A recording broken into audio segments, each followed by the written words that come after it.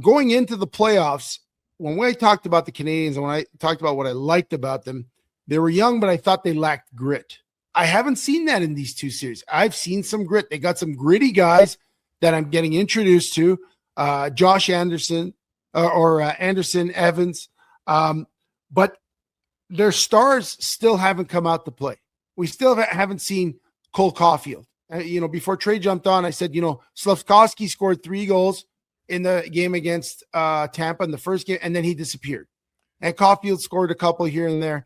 But you got contributions from guys like Newhook, who's got 7 goals, including a couple of game winners. Like, I think he's got the 2 overtime winners, which is ridiculous. Like, he's going to eat free poutine and smoked meat forever in Montreal. He's like, he just solidified it, like signed, sealed, delivered.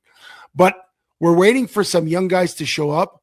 But the more I'm watching, their D is pretty damn good with Lane. That's what caught me.